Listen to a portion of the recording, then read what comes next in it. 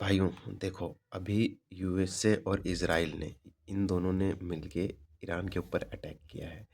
तो इस अटैक के पीछे का जो कारण है वो क्या है, अभी हम इस चीज़ में समझ लेंगे। देखिए, इजराइल और सऊदी ये दोनों आपस में दोस्ती रखते हैं और इन दोनों का एक कॉमन दुश्मन है, वो है ईरान।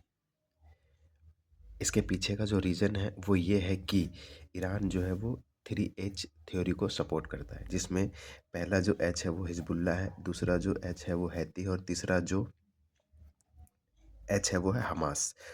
और ये तीनों मिल के अगेंस्ट रहते हैं हमेशा किसके, इजराइल के। इसलिए इजराइल चाहता है कि वो ईरान को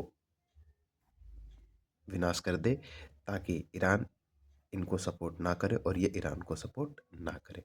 और बात रहे सऊदी की, सऊदी ईरान के बीच में क्यों दुश्मनी है, तो यहाँ पे एक समुद्र पड़ता है, सी रूट पड़ता है, जिसमें क्या है, ऑयल रिजर्व है।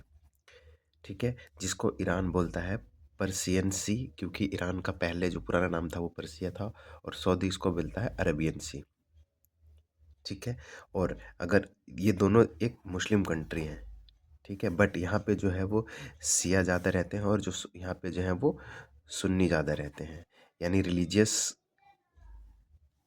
तो है ही है, साथ में इनका जो मेन है वो ये है ऑयल रिजर्व, जिसमें ये पर्सियन कहते हैं और ये अपने आप को अरबियन कहते हैं, और इस बीच में इनकी लड़ाई होती रहती है। और बात रही अब यूएसए की, तो यूएसए जो है वो ये इसलिए इन दोनों के सपोर्ट में है, या ये दोनों इसलिए यूएसए से फेवर मांगते हैं क्योंकि ये दोनों अकेले कैपेबल नहीं है ईरान से लड़ने के लिए।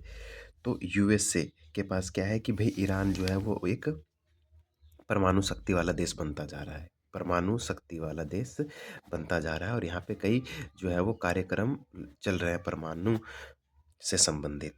तो यूएसए नहीं चाहता है कि ईरान एक परमाणु शक्ति देश बने, और वास्तव में आज के डेट में यूएसए नहीं चाहता कि पूरी वर्ल्ड में कोई भी देश परमाणु शक्ति वाला देश बने। और यूएसए को ऐसा लगता है कि ईरान के जो लोकल पीपल हैं, जो यहाँ के लोकल जो जनता है, वहाँ पे लोकल जो कम्युनिटी है वो सरकार के अगेंस्ट है। तो यूएसए का कंसेप्ट है कि दुनिया के किसी भी देश में अगर वहाँ के लोकल लोग अगर परेशान हो गए तो वहाँ पे अमेरिका पहुँच जाएगा। और कुल मिला के यही एक फिगर है जो सारी लड़ाई का जड़ है। धन्यवाद।